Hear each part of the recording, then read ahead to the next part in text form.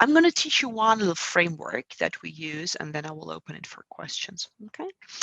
Um, because we said that it's so difficult to keep the boundaries. Technology really has removed the boundaries. Yeah, there is no space, no time boundary. You can be reached anywhere. You can be reached in your bathroom, in your dining table, at midnight.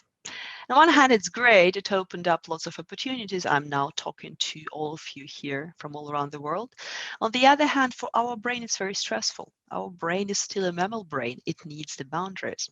So we need to think of the ways to how set them up. So my first recommendation would be to talk to your students and also to yourself about the four key principles. Time management is about when you want to be connected and when not. For example, do you really need to be connected like to your social networks when you're studying? Can there be time when you actually just have the focused work? It's all the questions to ask. Is there a way to change your settings or notifications that it's not your devices anymore that's telling you what to pay attention to and when to release the acetylcholine, but actually you're designing this yourself? And then based on how you or your students answer these questions, they can come up with their own digital control strategy for this principle. For example, they can decide to disable or uninstall certain apps, yeah? Or have a particular time of the day when they're allowing themselves to be distracted, but only after they have started. Maybe they will decide to limit multitasking. What I encourage though is really to first ask them these questions to get them thinking about this, maybe even sharing a bit of theory that I have shared today. Space management is about where you choose to be connected and where not.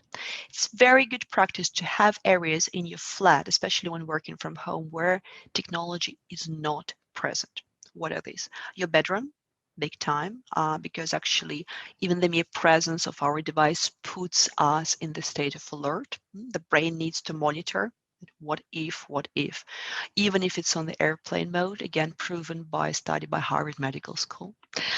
Dining table is also another place where you don't want to have your TV or iPad or mobile phone because it may interfere with digestion, again, has been proven. And just perhaps have some rules around how you can set up or how they can set up their space. Definitely hiding devices, as we said, when they need to focus. Relationship management is a really tricky one for most young people because it's the time when they're socializing. So it's perhaps reassessing, okay, who in my network really is always asking for my online attention? Is there a way I could manage that?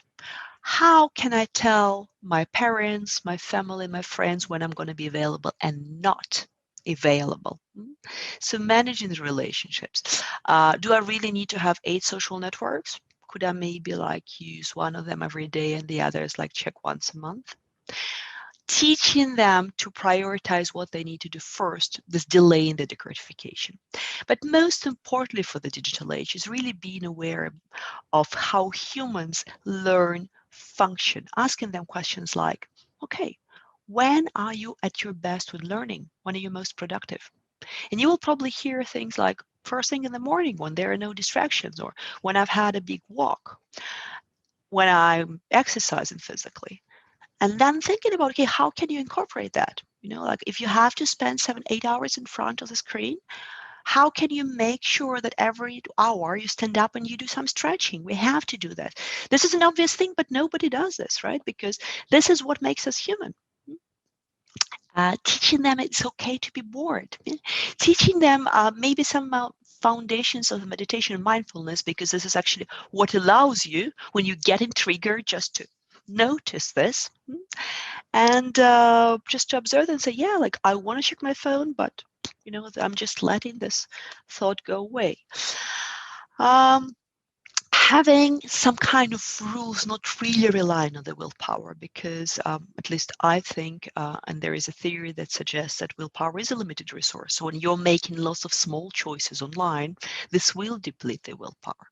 mm, and ultimately doing more things that feel more human, feel more natural, having more emotions, more connections. And all of this together, building your digital control strategy. So my invitation to you is to perhaps just pick one of those principles. Think what you could use, maybe try at home, and maybe have a conversation about it with your students this or next week. Because ultimately, our device is absolutely amazing tools, but they're only amazing tools as long as we are managing them. It's not them that are managing us.